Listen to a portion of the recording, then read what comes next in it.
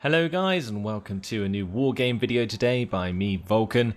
Today we are playing Red Dragon and this is a 3 versus 3 on Tropic Thunder. Now this is a map that has been introduced recently to the open beta and is an extremely awesome map.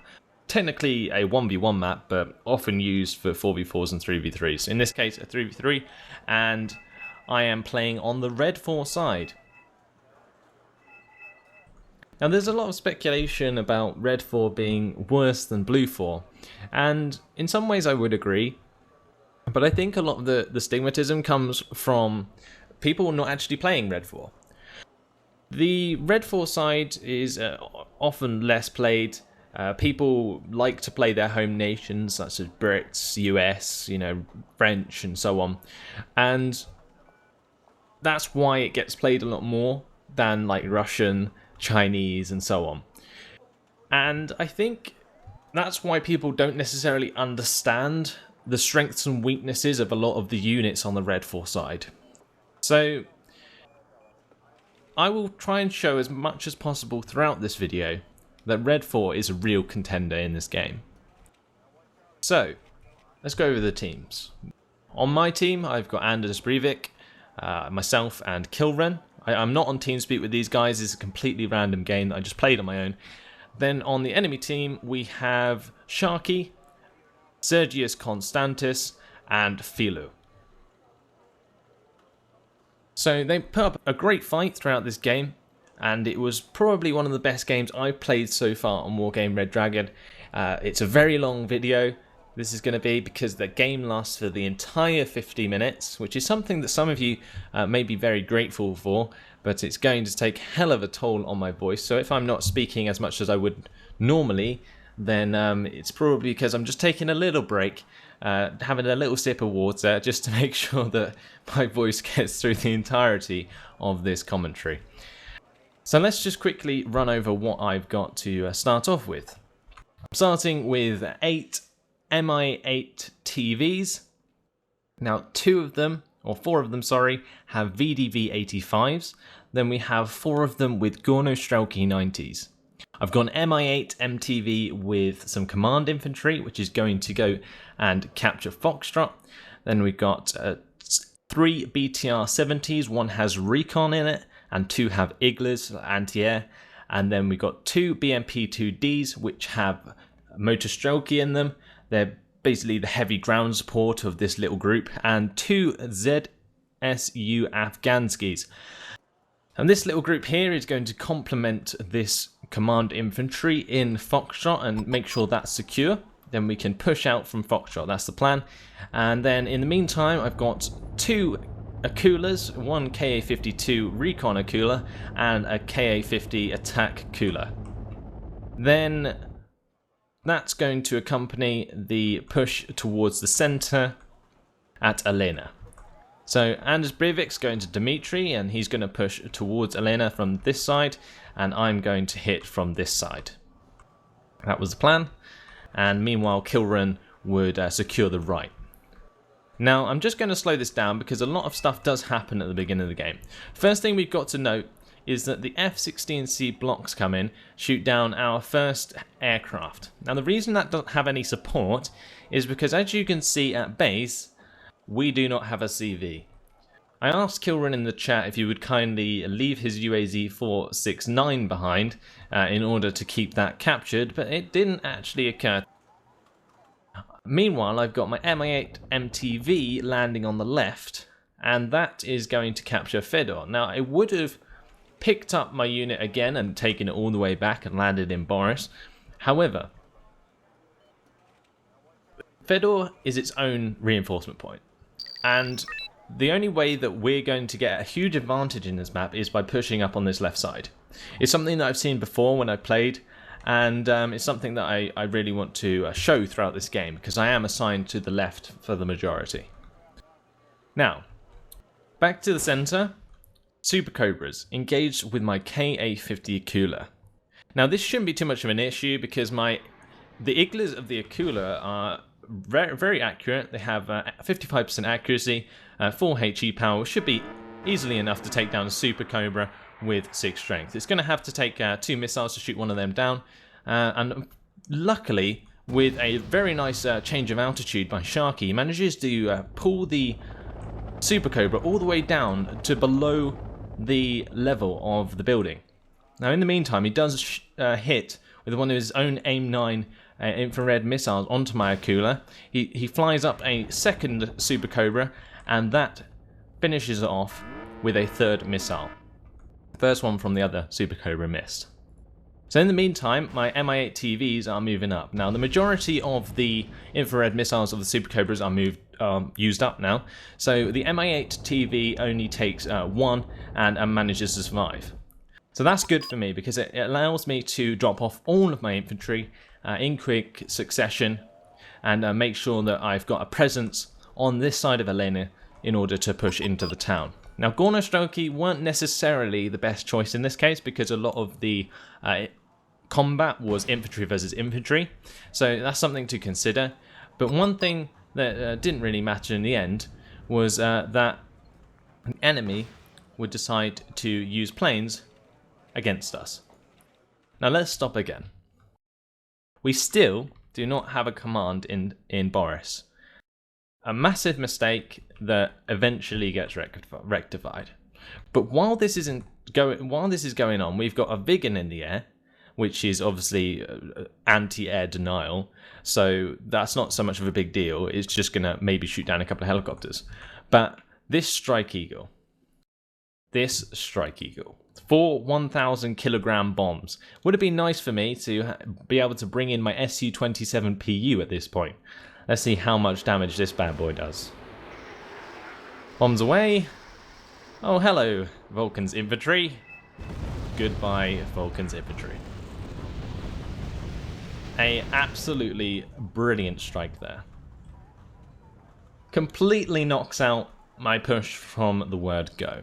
Fortunately, it didn't hit my KA-52, but at this point, I'm thinking, oh shit, better get that out of there. I managed to save a few squads of VDB, or a VDB squad, and 2 Gornostroki squads, but Kilran did exactly what I was thinking of doing. I'm just leaving at this point, because that is such a heavy blow to take at the beginning of the game. It could have honestly just swinged it completely in enemy's favour, and, well, yeah, won them the game there and then. However, Kilran's now left, so it's technically become a 2v3. And it's going to obviously remain that way for the rest of the game. So we're at a constant disadvantage. We're still not got any air support to take out any of their enemy air. So again, still at a disadvantage.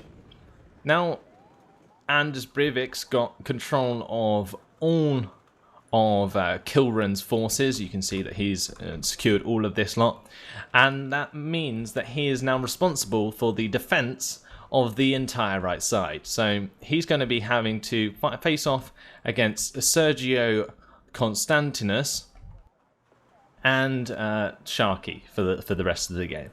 Because Sharky took the middle on the enemy team, and then we have Sergius on the right. I'm meanwhile facing off against Filu, who's pushed up a heavy force into this forest here. So let's jump back to my point of view. And you can see that I'm pushing forwards one of my Mi-8 MTVs that dropped off the command unit in Fedor to just basically try and do a little bit of damage to some of the units in this area. Now an F111C comes in, an Aardvark, and does bomb both of my Afghanskis that originally harassed one of the units coming up this road. He obviously thought there was a larger presence of units there, but you can see the devastation that those 8 1,000 kilogram bombs cause. Very, very powerful unit there.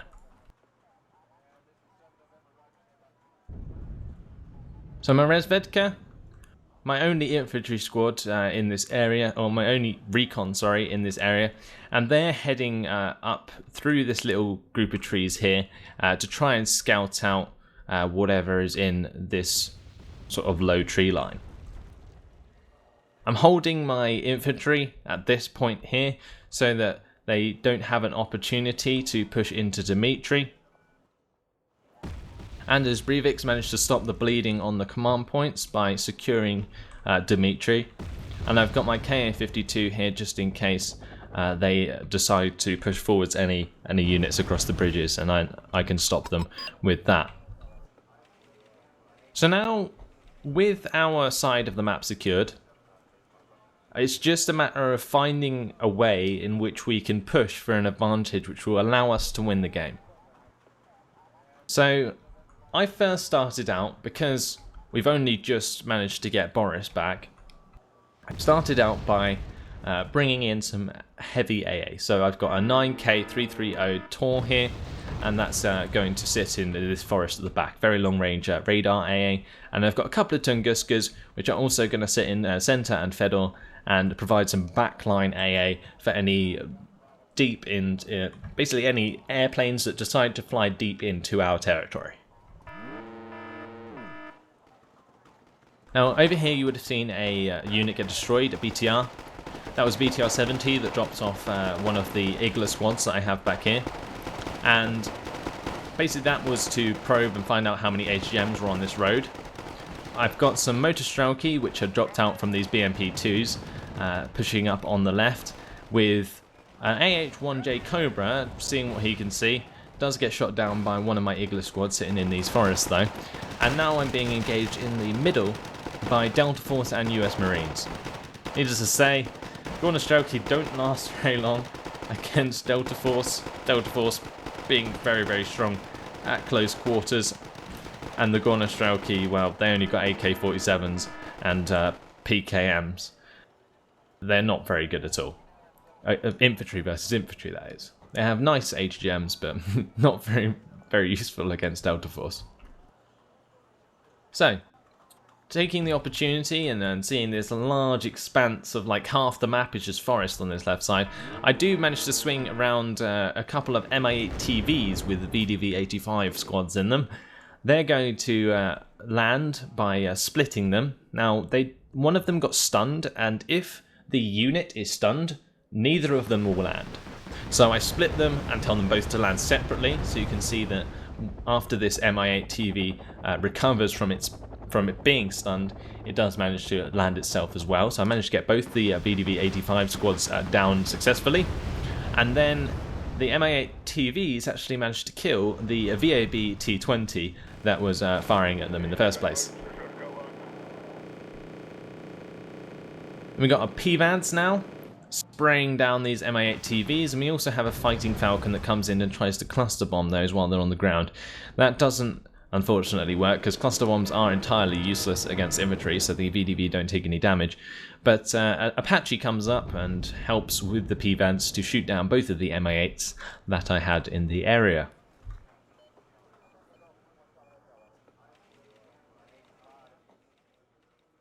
Now, some of the heavier forces I brought up consist of the T80UM that you can see here.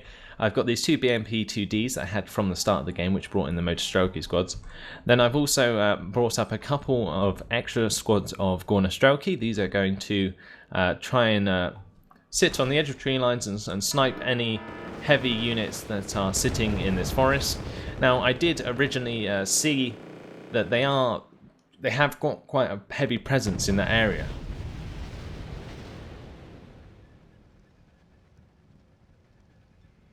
Spotting the PVADs, I do manage to blow it up with the T80UM, then the AMX-13 Harpoon does suffer the same fate with a very quick shot from that gun. Now the T80UM is the shared highest point tank that you can bring in as the Russians. I am, in fact, playing a Russian deck. I forgot to mention that at the beginning of the game. This is a Russian national deck, so I've got all of their prototypes and so on. And I've got a BTR-70 that's swung up on the left, and that is actually killing some very, very expensive units. Actually sees a striker here, and it kills a AMX Roland 3 by shooting it in the back with its main gun. Now the BTR-70, if you didn't know, actually has 1 AP power, so it can do a significant amount of damage to armoured units. Now luckily here, you can see that the T80UM, with its slightly faster aim time, manages to turn its body and face the Leopard 2 before the Leopard 2 manages to face back and get a lovely side shot into that tank, one hitting it. Leopard 2 obviously half the power of a T-80UM, but at that close range, the Leopard 2 honestly did have a chance of one-shotting the T-80UM in the side armor. So now it's just basically me trying to take out the rest of their units as they retreat. Now, I'm still a bit confused why Filu decided that it would be a good idea to retreat his forces. He did get flanked by a BTR-70, but in all honesty, I'm sure if he'd managed to get a lot of these like infantry or like more P-Bats basically up to his main force, he would have been able to survive that a lot better. But I think the main reason he retreated was because his force did not suit the situation he put it in. So it was like heavy tanks, like heavy AA, and it was just plonked in the middle of a forest. Now, I'm pushing forwards obviously with the T-80UM because I know that there are heavier units in that forest. So I'm going to have to use something heavy to take them out. But it was just a bit of a weird move because he ended up losing a lot more than he probably needed to because he retreated.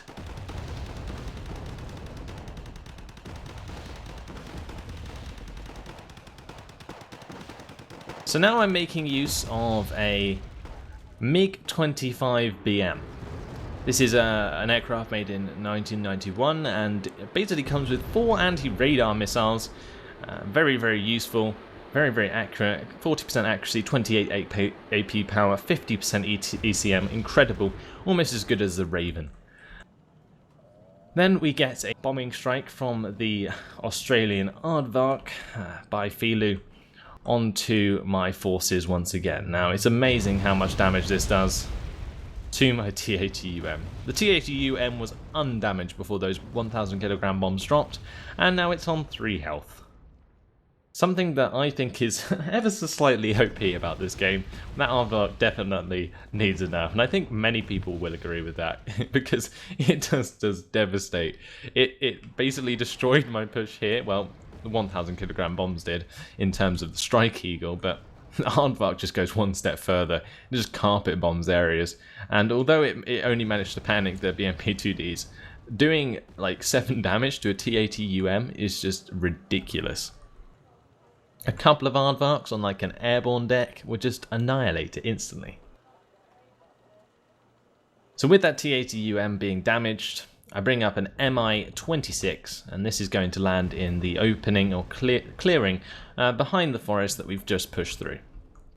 Now I secured this with the use of the Gorno Strelkeys. I fanned out with the BMP-2Ds and the Gorno Strelkeys to make sure that there's nothing left in this forest here.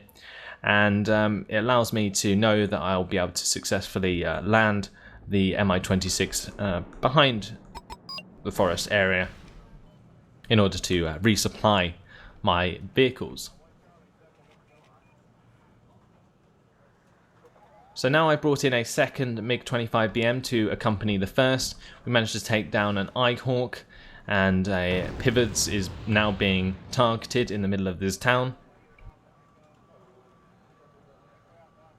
And I'm basically just trying to secure air superiority on this left side so I can take advantage of some of the units that I have on my deck. So again, air superiority, Su-27 PUs, incredibly good aircraft in order to shoot down enemy aircraft. And they're just going to swing around at the back of this forest line, not only to spot any helicopters that decide to fly over the area, but also to you know, react to any aircraft that try and bomb me, because it's getting quite frustrating. So I decide that it's time to invest in some good anti-air, and you can see again 2 new Tunguska M's coming in to assist in that particular case. The last thing I need is another bombing run from the Aardvark to just annihilate my push completely. So while this all this movement's been happening on the left, and I've managed to push up, I have been dropping out some Gornostrelki and some VDV to hold the buildings at center. Also got a Tunguska M here, which brought in earlier to hold that in case they come from Elena. Especially considering I've sort of retreated my KA-52 so it doesn't get into range of any stingers that the enemy may put in these buildings. So what I've managed to do now is bring up 4 squads of Moskaya Pahelta, and these are being accompanied by their MT LBVs to attack the Legion 90s and VABT 20s, which they are being assisted by. But here we go, another Aardvark bombing run, another successful Aardvark bombing run. I didn't manage to react in time to shoot that down. As you can see, at this point in time, the Aardvark comes in 1,000 kilometers per hour, very hard to react to.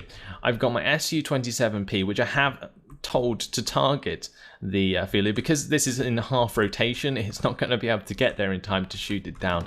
And although my Tunguskas are able to just shoot it slightly in range, my Su-27 does release a missile, and look how close this is. Just as it goes out, the missile misses, and I just take a huge hit in the middle here. Just annihilates my stuff.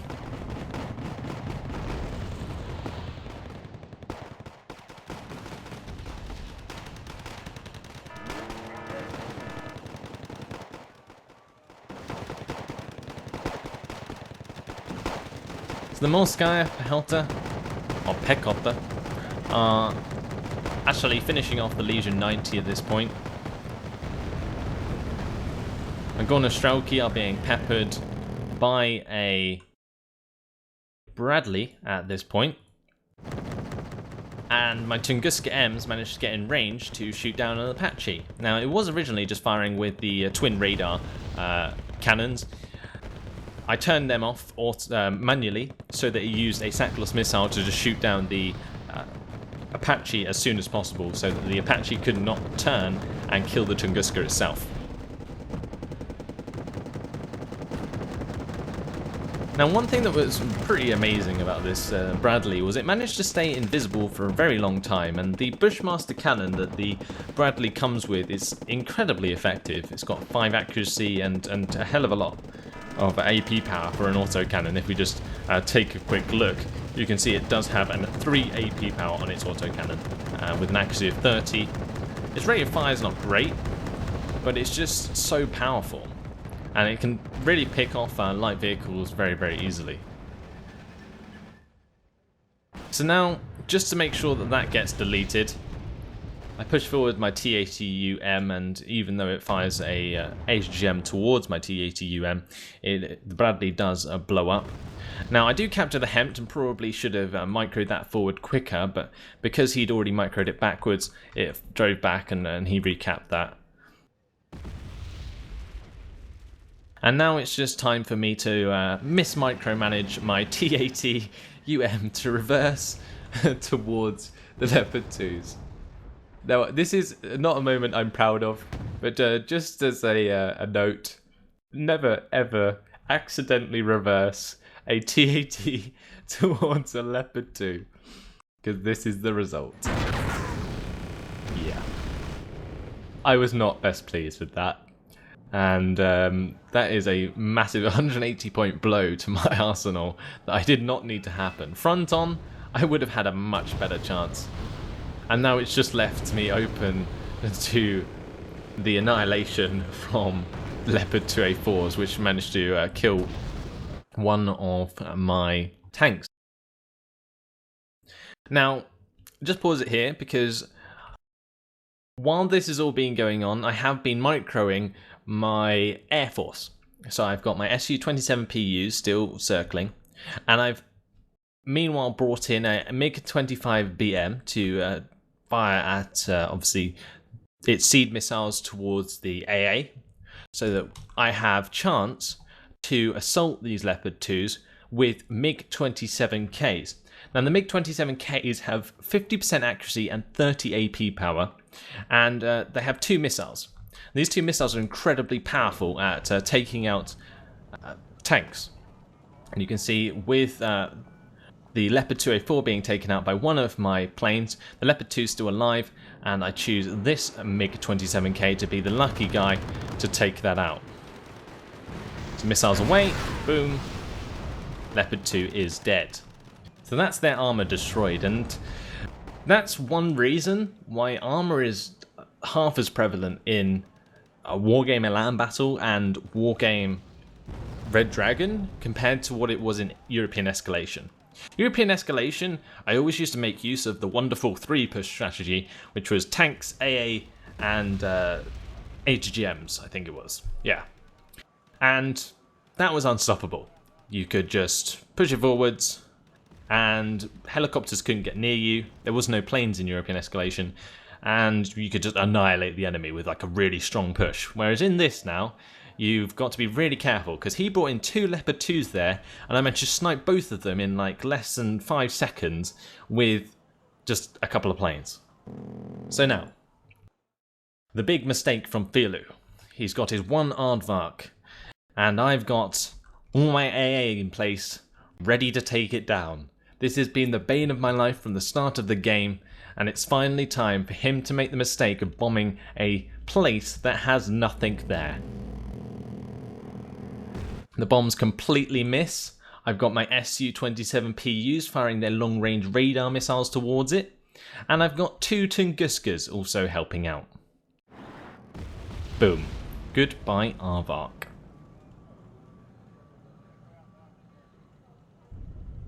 So that was a sigh of relief, managing to take that out after it completely missed me. And now it's just time for Anders Breivik to take advantage of our situation in this sector. Now he's brought up an SX-250, and this has some command infantry in it that is waiting to get the chance to push into Jot at the next opportunity. He is literally waiting for me to push into the sector, secure it a bit, so that we can take it over for ourselves. This is while he's doing an amazing job of holding his own against 2 players on the right. So we've got Constantinus pushing forwards with all of these infantry around the right side, and he's just trying to hold his defensive line here. Then we've got Sharky pressuring Dmitry, firing loads of Paladin shots and MLRS into this area. And meanwhile on the left I'm dealing with both Sharky and Filu. Sharky's sending over a couple of units every now and then, but mainly Filu. And I'm just trying to get us the advantage in this game, because even though we've taken some heavy blows, we are actually still equal in points. You can see that we got 77 on the Blue Force side and 32 on our side, but there is no ticking at the moment. No one's basically got to that point where they can say, oh, we're winning. And now I'm trying to make that our team. So I've brought up 4 T-64Bs. These are nice 80 points tanks that are incredibly good rounded tanks. They have 4 Saklos missiles each, and they have a 40% accurate cannon with 16 AP power. Not the best armor, but very, very effective pushing tanks. They can take out units from long range if they need to, but they have accurate cannons able to penetrate enemy defenses. Now I drop off a couple of VDV-85 on the left, and the Mi-8 TVs that are brought in with them I use to press towards the units in the centre. Spotting the AMX-13 Harpoons, I finished them off with the use of the T-64Bs. One of them is unfortunately detracked for the next 40 seconds, which actually makes a big difference in this case. But I'm basically trying to secure this forest here in the middle of Jot in order to allow Anders Breivik to use his command infantry to contest Jot. That would put us at a +2 advantage, which would basically bring us back into this game. I've continuously got my Su-27PUs flying around, the MiG-25BMs with their seed missiles continuing to attack the enemy air defences. And we got my T-64B now, basically destroying one of the Flak Panzer Gepard A1s. This MiG-25BM is unfortunately shot down with 1 health left by a PVADS as it goes off course. A bit of missed micromanagement there causes me to lose one of my best planes. Now the reason I have 2 of these, in fact, is because Kilran actually left the game. Actually gave me access to an extra Su-27PU and an extra MiG-25BM, which allowed me to continue to control the skies. I still think that's something that needs to be balanced. When someone does leave a game, it seems that the amount of extra units you get is disproportionate to the amount you should get, considering somebody left. Now, with my advance of the T-64Bs, the HGMs of the enemy, the M500 Ito you can see here, and one of the HGM Milan F1 teams does manage to snipe a couple of my tanks as they are pressing forwards. I've managed to get a couple of Morskaya Pekota up as well to this front tree line, and they're ready to assault into a Jot when needed. Now, one thing I didn't notice was that this T-64B was actually sitting out in the open, and with the use of this Ito and this HGM Milan F1 team, I do unfortunately lose that. A Nighthawk comes in and blows up my Morskaya Pehota, so unfortunately they die as well, and I'm left with not very much in this area, but it's basically enough to encourage Anders Breivik to push forwards his command infantry and try and contest as soon as possible. So we've got a couple of MT-LBVs, and these are just really useful here in this situation to make sure that there are no enemy units in the area. Over on the left, my VDV 85 that we're pushing up have bumped into the Legion 90 squad and some VABT 20s. This BTR also was doing a good job until it ran out of fuel of killing a few units. Actually managed to get elite through its promotions. And the idea of this VDV squad is basically just trying to clear out this side of the forest so that I can use this advance on the road to assault into Jot. I'm still making heavy use of my air. Got 3 MiG-27Ks coming in, and they're being supported by the Su-27PUs until they run out of fuel and head back to base. I'm now reinforcing with more T-64Bs, very cost-efficient tanks. And I've now moved the Mi-26 cargo from this clearing to this clearing so that I've got a better vantage to attack from. I brought up a 9K 330 Tor, which is now sitting in the back line behind these Tunguskas. I basically moved it forwards from this point here because I realised that there wasn't much of a chance of them pushing through this area now, and even if they did, I would kind of be prepared for it at centre, and they'll probably lose a lot trying to get across this bridge. So I'm basically committing my resources to the left side now. So if we go back to my point of view, you can't see any of this infantry that's coming round on the right, but the enemy are actually, in fact, artying and destroying our UAZ on the backside of Anna. Now, preemptively, I saw that kind of coming, so I did manage to bring up my own Mi-8 MTV with a command infantry squad to capture that back as soon as possible. Because now that we've managed to neutralise Jot, we were at a +2 advantage, bringing us up to 69 points. And now I just need to drop out these command infantry and cap this back, and it will put us back in the lead, in fact, as long as we hold on to Dmitry. Now, even if Dmitry falls at this point, we are still, again, at a lead, as long as they don't capture it for themselves. Because the +2 that they've lost is not compensated by the +1 that we've lost from losing Dmitry. Now they didn't in fact lose this sector, we are only contesting it. So if I jump to the neutrals perspective, we've got a TACOM still sitting at the back. My T-64Bs actually in the first push managed to kill one of the command vehicles, but they cleverly used 2 command vehicles in the sector to make sure that it didn't fall into our hands.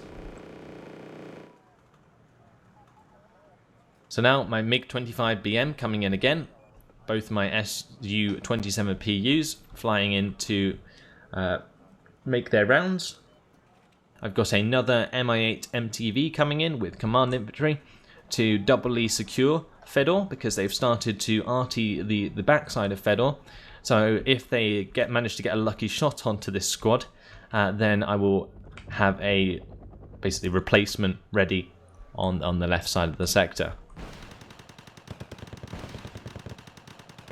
So with Dmitry being taken by the enemy, it's time for us to try and push back and take it for ourselves. So Anders Breivik manages to bring up some VDV 85, and he's basically trying to use these Mi-8 TVs and the VDV to kill the Delta Force and US Marine squads.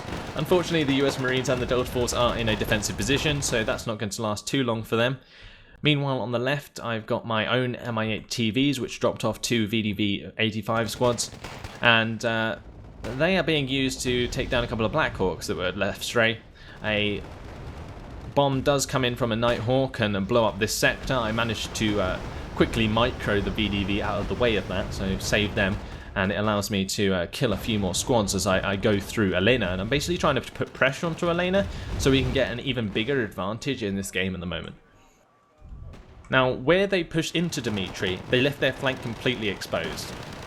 If I jump to the neutrals perspective, they had all their infantry was basically in the buildings on the right side, which left the left side completely open. And then there's no like AA in here to be able to shoot down any helicopters that I brought in to drop the troops there. So that's why I managed to get away with that particular thing. A Strike Eagle also came in, by the way, to destroy the VDV, but missed as I managed to quickly micro them through the city.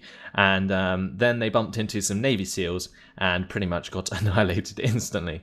But it would have been nice if I could have got my hands on that TACOM squad and broken Elena as well. But again, we're still at a +1 advantage, so we're taking what we can get at the moment. And with the destruction of Anders Breivik's command squad, I've already brought up a replacement ready to jump in case that happened. Now, it's extremely important in Conquest mode to make sure that you could keep control of the sectors throughout the game. And that is why I am using 2 command vehicles or units in each sector at these backlines, because we did have 2 here, but obviously the back one got destroyed, so I had to use my infantry at the top side to cap it back. But it's very, very important to keep them secure so that the precision strikes that come in Red Dragon cannot make a profound impact on the game. Because it's very easy to kind of guess where a lot of the command vehicles are going to be in this game. So people will just aardvark bomb them and so on, just to make sure that they disrupt the enemy as much as possible in the backline, which can kind of like make the game a bit, I don't know, people don't like that about the game, like command sniping. It's a bit dull, and but it's very easy to counter it in Red Dragon because these command vehicles and command units are actually quite cheap. So just bringing in a couple of extra, it will save you a lot of hassle. So we got a Strike Eagle, fortunately missing my command squad that is pushing into Jot, and it is currently contesting once again. I've managed to get my T-64Bs up and ready to press towards Jot. Meanwhile, I am artying with a couple of Musters into the town to soften up their defences and try and take out the HGM squads that have been harassing me for the entire game. Over on the left, I unfortunately finally lose the KA-52 recon helicopter to a shot from a Stinger in the town. And then we have 4 Mirage IIICs coming in and dropping napalm into this forest. Really, really strange. The only thing that they kill is an Igla squad. No idea why the enemy decided to do that, but they end up losing 1 or 2 of those planes. And a Rafale C comes in as well. Does get evac'd immediately after the use of that. Now, I could have used my Su-27 PUs in that case to try and kill the Rafale, but because the mirages all missed, I didn't feel it necessary to waste these units towards what possibly could have been like heavy AA. Using basically 2 planes against 5 is never a good idea and would have just wasted my planes. So that's why I decided not to do that, basically. Now, at Dmitry, Anders Breivik managed to push up some Spetsnaz and kill off some of the units in this area. And if we jump to the neutral's perspective, you can see that that is the last American infantry that are in Dmitry. So we've managed to sort of re-secure this area, and we're still contesting, still getting a lead by the +1 advantage caused by us contesting Jot. However, things are going to start getting ugly on the right. The enemy, Sergius Constantinus, has had a lot of units hiding here for a while. And you'll see they'll start to attack us at Anna. And I'll be continuing to try and push the enemy out of Jot. Now, a lot of you guys will know that I love playing offensively. So here in the middle, you can see I'm still trying to use my T-64s to take out units in this area. Unfortunately, this cover isn't great, so it's allowing them to get a lot of nice snipes with their basically their HGMs. All of these light rifleman squad that they're using to defend do have their own Dragon HGMs, which have 10 AP power, and they will like try and use them to attack my T-64Bs in the side armor. In the front armor, they won't do very much because these T-64Bs do have 13 front armor, light riflemen only having 10 AP power. Now, keeping my Su-27Ps still in the sky, I do spot an MD-500 Ito swinging its way round the edge of the map. And I do tell the Su-27Pu to attack that.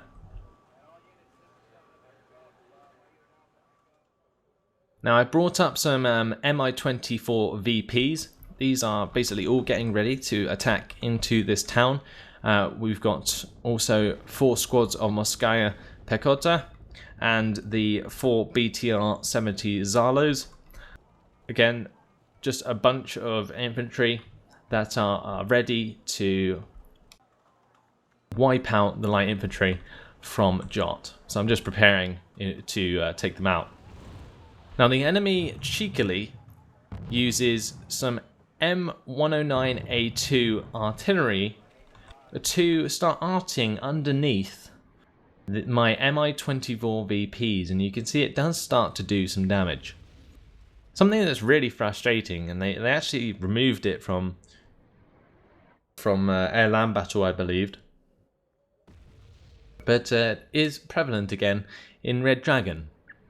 So those M109s do get a couple of lucky shots and manage to directly hit one of my Mi-24 VPs twice and blow it up. Now, luckily I've still got this cargo here, so I do have a place to repair the Mi-24 VPs should I need to. I'm still trying to take care of this MD-500 Ito, and I have brought over this KA-52 to make sure it's not swinging even further out, but my Su-27 is basically just trying to find it at the moment, trying to take care of that so it doesn't cause me any more hassle.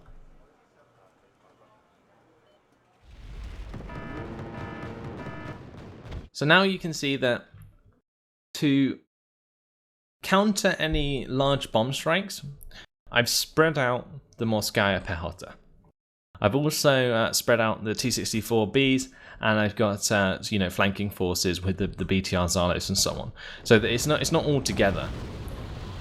My command infantry is being artied and does unfortunately die, so we do lose our advantage by holding Jot. But now is my chance to basically wipe the enemy out of Jot completely. 15 minutes left on the clock, and we want to kind of speed this up a bit. We are at a 100-point advantage, so we're basically trying our best at this point to make sure that we secure the victory. So, the Afghanskis, they are here on the right. That I brought these in to counter any infantry that may try and push over the open fields to get to my command infantry. I also brought in some Afghanskis back here that you saw earlier. Another one of my Mi-24 VPs goes down to artillery strikes. Something that I'm not used to at all, and it got quite annoying.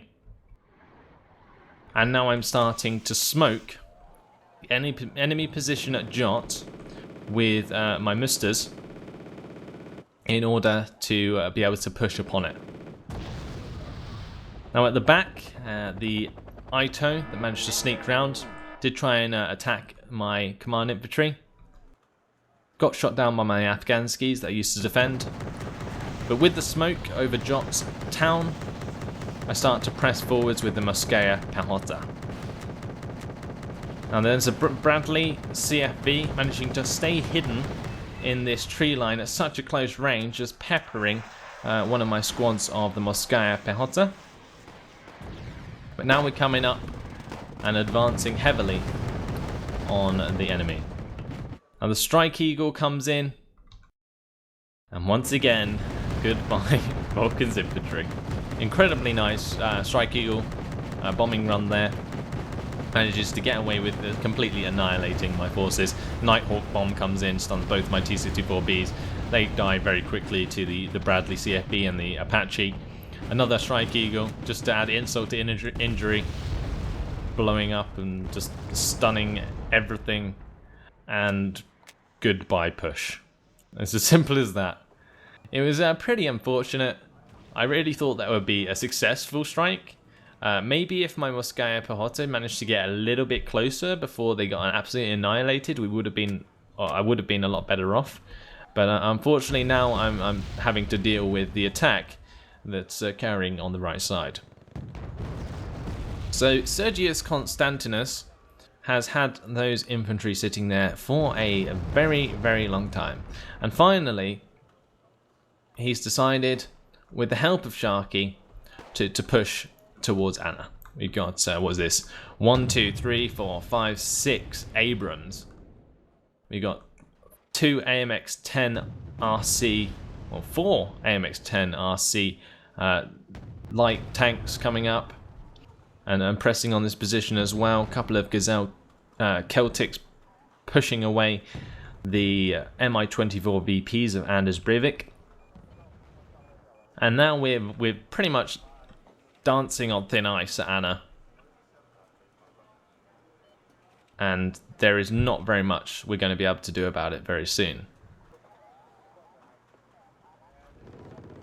So I'm trying to still keep up on my presence on the left. Trying to get this BMD-1K into a position whereby I can continue to contest Jot, because we're still at an advantage. We've still got the extra 100 points in the enemy, and they have not yet advanced into Anna. I've got this BMD-1K ready to put us back in the lead in terms of command points coming in. But I'm just waiting to make sure that there is nothing left in this forest. And you can see that's what my BTR-70 is doing. It's just rolling around, having a look, to see if there's any threats that will take out my BMD if I were to move it forwards. Turns out that there's not. So I kind of screen the BMD-1K moving forwards with the use of a T-64B. The T-64B distracts the Bradley CFB, which is the only thing in range in order to destroy the BMD. And I managed to get away with sneaking this into the forest while they are killing the T-64B. Now, they definitely saw the BMD go into the forest, because they do start attacking the forest ahead of where I actually stop it. But because of that one move, we keep ourselves in the running at a +2 advantage, since we've managed to recapture Dimitri to win the game. Now it's just a matter of time before the infantry on the right starts putting pressure onto Anna. Now, I'm very surprised that they didn't attempt to do this a lot sooner. It's pretty obvious that, from their point of view, I believe, that Anna's very undefended. We got a couple of helicopters flying around, yeah, sure, but that's reactionary defense. So surely that kind of gives away the fact that there isn't much defense there, because why otherwise would we need to use helicopters? That's something you've got to think about in these particular situations. But it kind of saved our bacon in that perspective, and that they didn't push because they thought we had more there than we actually did. Now, sorry if there's a little glitch in the recording there. I had to actually restart the replay. Anyway, as I was saying, it was funny that the other day I was playing a game and I assaulted a sector and there was literally nothing there. I looked at it on the replay, there was just the command vehicle and like nothing else there. But I basically sat back and did nothing. And that's exactly what I'm talking about in this particular situation. But now they're kind of, I think they're catching on that there's not really much defending.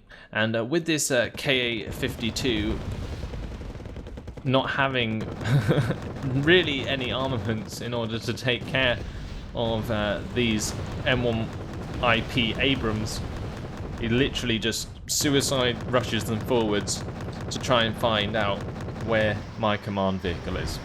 He does spot it, and goodbye to Alpha. Now, you're probably wondering why I didn't put as many resources into helping Alpha out. I'm so invested on the left. This was like our opportunity to win this game.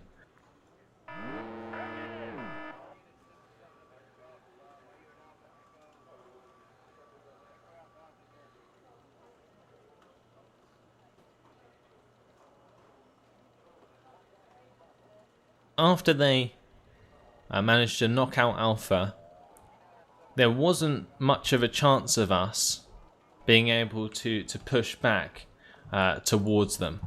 I'm trying to bring over some T-64Bs now to try and take out these M1 IP Abrams, but without any AA, they are just going to get annihilated by these Super Cobras. Each of these have 8 TOW-2 missiles, which are just disgusting against tanks.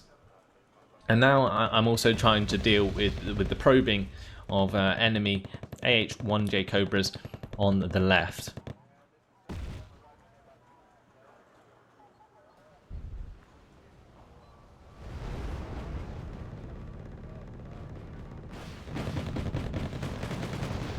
So like I was saying, the Super Cobras just destroying my T-64Bs before they can get anywhere near the enemy's M1A1 Abrams and the M1 IP Abrams.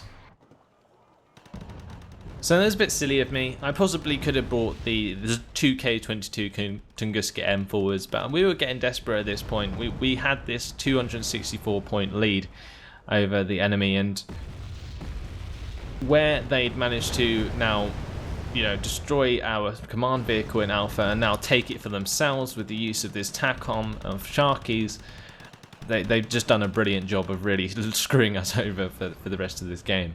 So there's now 6 minutes left on the clock. It's kind of like an all or nothing situation. I brought up an Mi-28 on the left here. You can see that unfortunately gets taken out by 2 VLRA Mistrals. That was trying to sneak around and destroy any command vehicle that was in the area. But I'm pretty sure at this point that it is command infantry. It's just that there's no point in me really using artillery to try and take it out, because it's so easy to jump infantry out of the way of artillery in towns. And I'm just trying to look at what I can bring in. So I've got some Gorna Strelki. I've used up like all of my VDV 85 at this point, so I don't have any of them to use to push forwards. I've got this MI24 VP. It does spot the Bradley CFV that was sitting here for the entire game. You can see that I was trying to RT it at one point with the use of the Musters. The Musters, though, taking an MLRS shot. One of them gets blown up and I'm forced to retreat the other, so now they're out of action as well, so there's not even a chance of RTing stuff even if I wanted to. It was just this point in the game where everything just went completely tits up. We got a huge attack by Filu using the Flak Panzers and M48s to hit our Spetsnaz and Morskaya Pehota in Delta, where we've got a BMD 2K. Now if these Leopard 2s manage to get sight on that, that's going to be a very dead unit very quickly. And all my work that occurred on the left side is just being undone by the fact that they've managed to flank us on the right at Alpha. So it's pretty much only my forces left now. Anders Breivik's pretty much on the ropes. It's got the stuff at spawn and only the stuff in Dimitri. Got 4 minutes left on the clock, and they're counting up to 177 points. Only another 100 or so, and they take us over. My forces still pushing strong on the left, trying to get these T-80Us up enough to hit this town properly. So I'm making a last-ditch effort with any infantry I have left. The T-80Us finally managed to take out the Bradley that was there. We've got the Gorno Strelki pushing up to the town with the help of the Razvedka providing recon. I've also got the Ka-52 pushing up. This is going to use its Igla missiles to destroy the AJ-1J Cobra. I'm taking side shots into the T-80U, and it manages to cause an optical failure and a firing computer reset, so completely useless T-80U there, completely reversing towards the BMD 1K. Enemy though, still counting up in points. We're still minorly holding on, managing to just about take care of the push into Delta. Could have been handled a lot better by the enemy. Philo could have done a better job with the Leopard 2A4s to manage to find and destroy this BMD-2K, but it's hidden really nicely in this compound of buildings at the back here, which hasn't been touched at all. So we're managing to hold on there just about. We've got some T-72 BUs that are being used to take care of the Legion 90 that are pushing towards the Spetsnaz squads, a couple of 2K22 Tunguska Ms to replace one of my Tunguskas that got destroyed by Seed. And then now I've just got to make some sort of effort to kill the CV before the game ends. It's getting very close. I would at least like to draw this game. At this point, obviously, I've been paying for, what was it, 45 minutes, epic scenario that we got ourselves into. 2 versus 3, managing to hold on and find an advantage, and now it's all going to waste because we didn't manage to keep our heads in the game on the right side of the map. It was really, really unfortunate, and now the push comes from the M1A1 Abrams, and they're being hit by some Su-27Ms. Nice TV guidance missiles there, getting a couple of kills. But it's not going to be enough, unfortunately. Mi-8 TVs coming in with the last of my infantry to push towards this town. I've basically managed at this point to destroy a lot of the light riflemen that were defending the town. Filu put a lot of resources into Delta to try and take that out, but now they've destroyed the command vehicle here as well with the use of the AMX-10 RCs and some artillery. I split the Mi-8 TVs to push on the left and right sides of this area. They're going to be used to try and pin down a lot of the infantry while I rush up this T-80U and try and find the CV unit. So that's going to drive straight through the wrecks of all these buildings, straight past the light riflemen. These light riflemen do have a dragon that is powerful enough to kill the T80U in the side armor. Not in one shot, maybe in like 4 shots, but still. They could have taken a shot there. We've got a small squad here, which I'm managing to maneuver my way around. And now I'm even bumping into some flak panzers, and they're being stunned by the M8TVs, so I can get my T80U close enough to start firing on the TACOM squad at the back of the map. And that's literally all I can see. TACOM squad's trying to move it around, T80U's trying to kill it, and finally, Juliet is ours. But at this point, it's too late. The enemy still has a +1 advantage for taking out our CV and Delta. They own Alpha for themselves. And that is pretty much a GG. They now go ahead and capture Delta as well. And honestly, possibly one of the best games of Wargame Red Dragon I've had so far.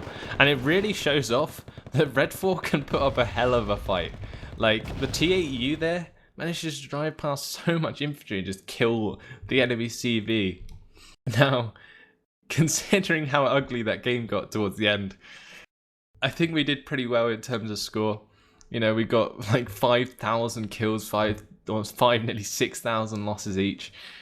Mental game. Like, if you didn't enjoy that game, then you just don't understand the scale that this game provides. Like, there is no game that I have enjoyed playing for as long as I have. A whole 50-minute game that goes from bad to good to getting an advantage, and then they sort of bring it back at the last minute and just absolutely annihilate us for a minor victory. I just don't know any game that allows that kind of tactical and strategic movement throughout the game. It's just mind-boggling. It's just honestly something that's amazing about this game. It really is. So, I was quite chuffed with how well I played that game. Supreme micromanagement allowed me to sort of poke my way through the left side of that map and manage to eventually secure Juliet from ourselves.